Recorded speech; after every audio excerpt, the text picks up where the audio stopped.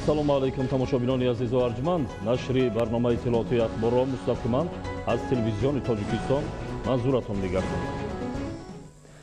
фармони президенти ҷумҳурии Тоҷикистон дар бораи тадбирҳои тақвият бахшидани сатҳи ҳифзи иҷтимоии аҳолӣ ва зиёд намудани маоши амалкунандаи вазифавии хизматчиёни давлатӣ, кормандони ташкилоту муассисаҳои буҷетӣ, андозаи нафақа ва стипендия ба тасвиб расид. дар асоси фармони мазкур стипендияҳои амалкунандаи донишҷӯён ва дигар намудҳои стипендия аз ҷумла стипендияҳои президентӣ ба андозаи 20% зиёд карда мешавад. мавзӯъро ҳамкорони мо идома медиҳанд.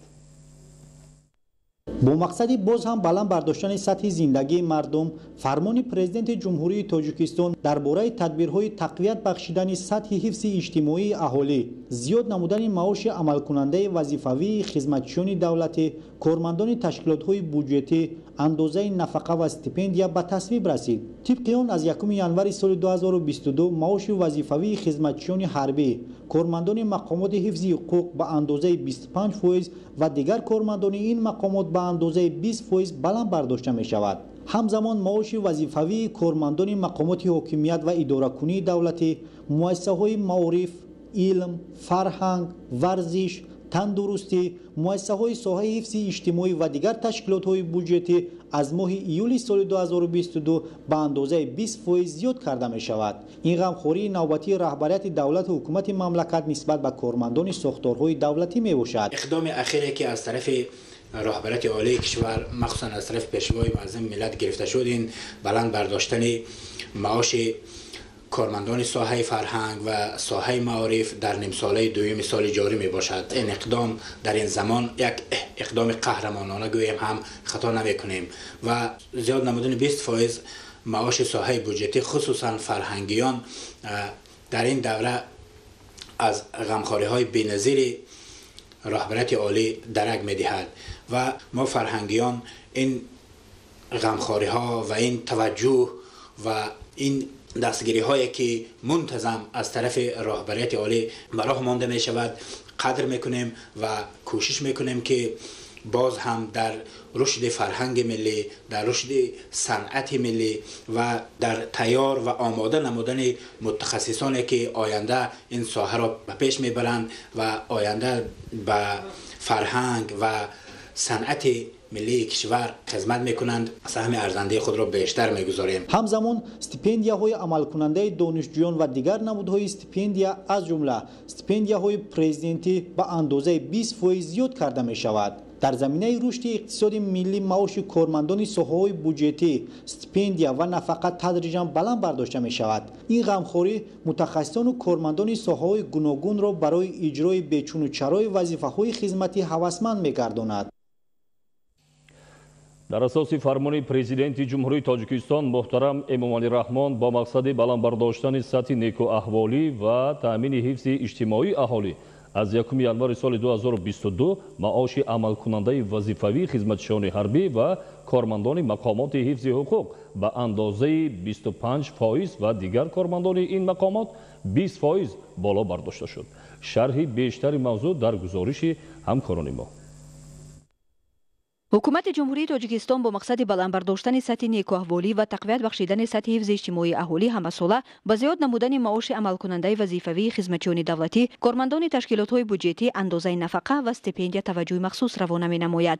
дар паёми навбатӣ ба Маҷлиси олии мамлакат низ пешвои миллат президенти ҷумҳурии Тоҷикистон муҳтарам Эмомалӣ Раҳмон ба масъалаи мазкур таваҷҷӯҳи махсус равона намуда, ҳукумати мамлакатро вазифадор намуд ки ҷиҳати амалӣ намудани иқдоми мазкур тадбирҳои заруриро роҳандозӣ намоянд. бо мақсади баландбардоштани сатҳи некуаҳволӣ ва таъмини ҳифзи иҷтимоии аҳолӣ аз 1 январи соли 2022 маоши амалкунандаи вазифавии хизматчиёни ҳарбӣ ва кормандони мақомоти ҳифзи ҳуқуқ ба андозаи 25% ва дигар кормандони ин мақомот 20% боло бардошта шуд. маоши заминавӣ барои ҳисоб намудани кайфициентҳо барои рутбаҳои ҳарбии хизматчиёни ҳарбӣ ва махсуси кормандони мақомоти ҳифзи ҳуқуқ ва рутбаи қаторӣ то лейтенант 830 сомонӣ ва аз рутбаи лейтенанти калон то генерали артиш 740 245 сомонӣ муқаррар гардид. ин нишон дод ҷиҳати боз ҳам тақвият бахшидани сатҳи ҳифзи иҷтимоии аҳолии хизматчиёни ҳарбӣ ва кормандони мақомоти ҳифзи ҳуқуқ мусоидаткунанда мебошад. албатта мо ба ин ғамхориҳое ки пешрои муаззин миллат карданд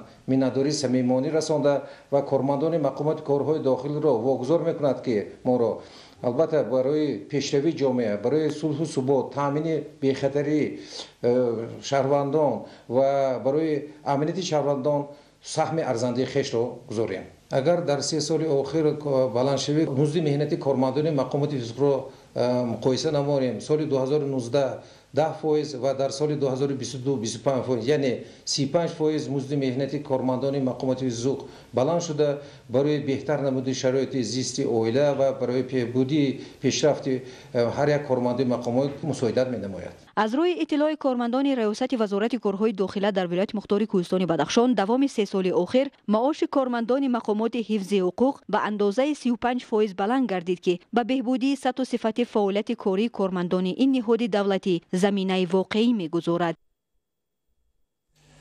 идомаи ахбор барои бо шуғли пурмаҳсул фаро гирифтани ҷавонон дар заминаи эълон гардидани солҳои 2022-2026 солҳои рушди саноат шароити мусоид фароҳам оварда мешавад. тавассути ин тадбир бо бунёди корхонаҳои нави истеҳсолӣ ояндаи наздик садҳо нафар бо ҷои кори доимӣ таъмин хоҳанд шуд. гузориши Маҳмадалӣ Сафар. дар заминаи татбиқи лоиҳаву барномаҳои давлатӣ ва ҳадафҳои стратегӣ ҷиҳати бо шуғли доимӣ фаро гирифтани сокинони мамлакат тадбирҳои муҳиму саривақтӣ амалӣ карда шуда бо ин васила барои баланд бардоштани сатҳи некуаҳволии мардум аз имконоти мавҷуда самаранок истифода карда мешавад. таҳия ва қабули консепсияи рушди шуғли пурмаҳсул дар ҷумҳурии Тоҷикистон барои давраи то соли 2040 инчунин барномаҳои миёнамуҳлати татбиқи он ки дар робита ба ин дар паёми солунаи президенти ҷумҳурии Тоҷикистон муҳтарам Эмомалӣ Раҳмон ба маҷлиси олии ҷумҳурии Тоҷикистон махсус таъкид гардид, имконоти бештареро ҷиҳати таъмини шаҳрвандони мамлакат бо ҷойҳои корӣ фароҳам хоҳад овард. барои расидан ба ин ҳадаф ҳукумати мамлакат вазифадор гардидааст ки то соли 2026 шаҳрвандони аз 18 сола болоро ки касбу ҳунар надоранд ба касбу ҳунаромӯзӣ ҷалб карда ҷиҳати саросар соҳибкасб гардондани аҳолӣ тадбирҳои иловагиро роҳандозӣ намоянд. дар паёмашон президенти ҷумҳурии Тоҷикистон муҳтарам Эмомалӣ Раҳмон ба маҷлиси олии ҷумҳурии Тоҷикистон таъкид намуданд ки бояд ки мо диққати аввалин дараҷаро барои паст кардани сатҳи бекорӣ ва ба шуғул фаро гирифтани ҷавонон равона намоем. ҳадаф аз шуғул фаро гирифтани ҷавонони аз 18 сола боло дар ҳамин аст ки бояд ки ҷавонон соҳиби касб шаванд, мутахассис шаванд ва дар корхонаҳои саноатие ки мебаъд дар ҷумҳурӣ сохта мешавад онҳо кор ва фаъолият кунанд ва сатҳи бекорӣ дар ин замина паст карда шавад. зимни ироаи паёми солона президенти ҷумҳурии Тоҷикистон муҳтарам Эмомалӣ Раҳмон ба маҷлиси олии ҷумҳурии Тоҷикистон таъкид намуданд ки дар 5 соли оянда 1 миллион нафар шаҳрвандони кишвар бояд соҳибкасб гардонида шаванд. беҳтар намудани сифати таҳсилот ва касбомӯзӣ дар муассисаҳои таълимӣ ва аз худ кардани ихтисосу ҳунарҳое ки дар бозори меҳнат талаботи рӯзафзун доранд барои бо шуғли доимӣ фаро гирифтани сокинони мамлакат мусоидат хоҳад кард. дар ҳошияи паёми президенти ҷумҳурии Тоҷикистон муҳтарам Эмомалӣ Раҳмон соли равон дар шаҳри Истаравшан 200 гектар боғи ниҳоли мевадиҳанда бунёд карда мешавад. кишоварзони ҳамаи шаклҳои хоҷагидорӣ боғро дар талу теппаҳо, заминҳои партов бо истифода аз обёрии қатрагӣ бунёд хоҳад кард. гузориши Мазбут Бобозода аз шаҳри Истаравшан. бунёди боғҳои навро дар заминҳои партову бекорхобида ва аз гардиши кишоварзӣ баромадаву талу теппаҳо масъулини самти кишоварзӣ мақомоти иҷроии ҳокимияти давлатии шаҳри Истаравшан тибқи нишондодҳои паёми президенти ҷумҳурии Тоҷикистон муҳтарам Эмомалӣ Раҳмон ба маҷлиси олии ҷумҳурии Тоҷикистон густурда роҳандозӣ карда истоданд. зеро бо ин раванд васеъгардондани майдонҳои боғи ниҳолони мевадиҳандаи содиротӣ аз як ҷониб кишти дигар зироатҳои аввалин дараҷаро дар мазраъҳои обӣ таъмин гардонад, аз ҷониби дигар ба кор андохтани талу теппаҳо, заминҳои аз гардиши кишоварзӣ баромада ва партовро тезонида ба афзунгардии меваҳои гуногуни аз ҷиҳати экологи тоза мусоидати амалӣ мекунад. соли равон дар талу теппаҳо ва мазраъҳои аз гардиши кишоварзӣ баромадаи шаҳру деҳоти Истаравшан зиёда аз 200 гектар боғи ниҳолони мевадиҳандаи себу ноб, олӯи гелос, бодому чормағз ва зардолӯи шафтолу бунёд мегардад, ки аз ҷиҳати экологӣ тоза буда аксараш ба содирот нигаронда мешавад.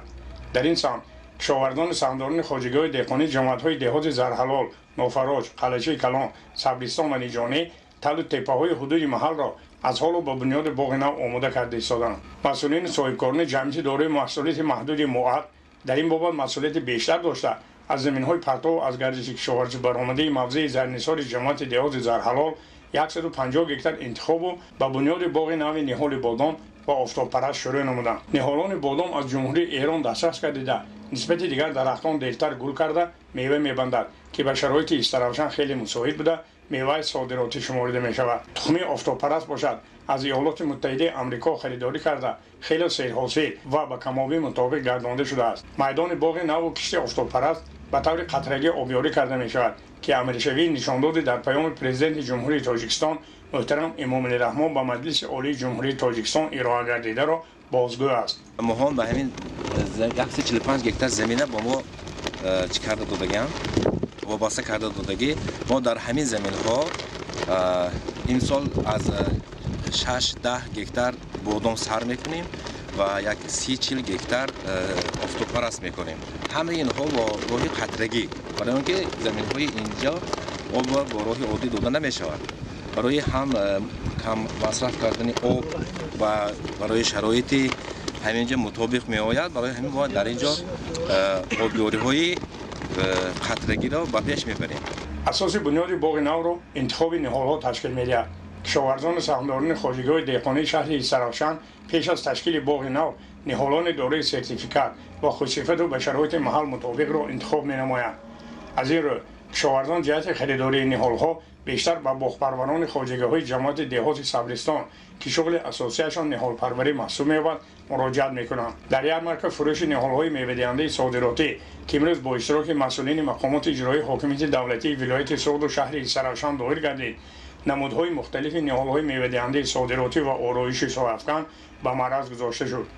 ба муштариён алахусус ниҳолҳои бо риояи қоидаҳои пешрафтаи агротехникӣ пайванд гардидаи себу ноб, бодому гелос, зардолӯи олу, ороишию соҳафкан ва тӯтҳои ба шароити маҳал мутобиқшуда писанд афтод. олимону мутахассисони соҳаи боғдорӣ ҳозириро аз навгониҳои ташкили боғҳо, истифода аз ниҳолҳои мевадиҳандаи интенсивӣ ва суперинтенсивӣ, ҳиссаи пору ва нуриҳои минералӣ дар рушди боғпарварӣ ва харидории ниҳолҳои дорои сертификату хусифат аз хоҷигаҳои ниҳолпарвари ҷамоати деҳоти Сабристон даъват намуданд. дар ҷамоати деҳоти Сабристон хоҷигаҳои деҳқонӣ бо боғу тоқпарварӣ машғул мебошанд ки зиёда аз 200 000 калитаки ангури сиёҳ мавҷуд аст ки ба фурӯш бароварда мешавад.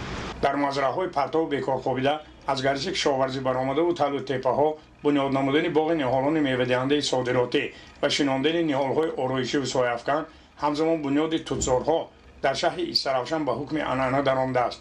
кишоварзони саҳмдорони хоҷигаҳои деҳқонӣ ва сокинони деҳот дар паёми президенти ҷумҳурии тоҷикистон муҳтарам эмомалӣ раҳмон ба маҷлиси олии ҷумҳурии тоҷикистон ба муҳлати 10 сол аз андоз озод гардидани бунёдгарони боғи тут, ашхоси воқеию ҳуқуқӣ ва онҳоеро ки дар парвариши тутзору истеҳсоли пилла саҳмгузор ҳастанд бо хушнудӣ пазируфта феълан ҷиҳати барқарорсозии майдонҳои тутзор ва бунёди силсила боғҳои тут камари ҳиммат бастаанд. Мазбут Бобозода аз шаҳри Исаравшан барои барномаи ахбор.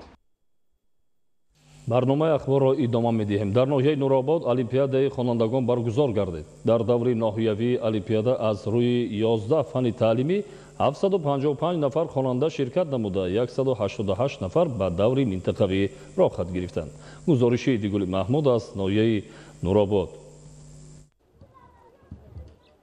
дар паёми президенти ҷумҳурии тоҷикистон муҳтарам Эмомалӣ Раҳмон ба маҷлиси олии ҷумҳурии тоҷикистон таъкид шудааст ки бо вуҷуди он ки раванди таҳсил дар муассисаҳои таълимӣ ба низоми муайян даромадааст, зарур аст ки барои боз ҳам баландбардоштани сатҳу сифати таҳсилот, омода кардани кадрҳои баландихтисос, боло бурдани завқу рағбати хонандагон ба омӯзиши фанҳои риёзӣ, дақиқ, технологияҳои иттилоотӣ ва аз худ кардани забонҳои хориҷӣ, махсусан забонҳои русиву англисӣ таваҷҷӯҳи аввалиндараҷа зоҳир карда шавад.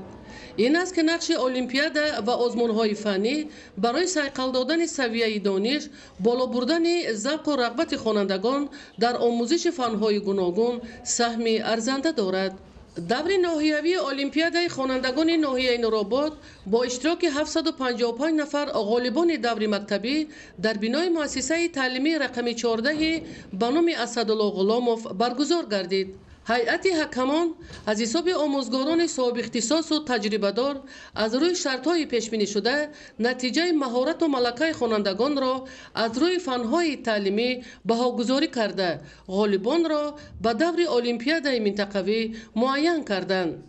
даври олимпиадаи ноҳиявӣ аз рӯи 11 фани таълимӣ бо иштироки 755 нафар хонандагон ҷамъбаст гардид ки дар натиҷаи кори комиссияи апеллясионӣ 188 нафар хонандагон ба даври минтақавӣ рохат гирифтанд.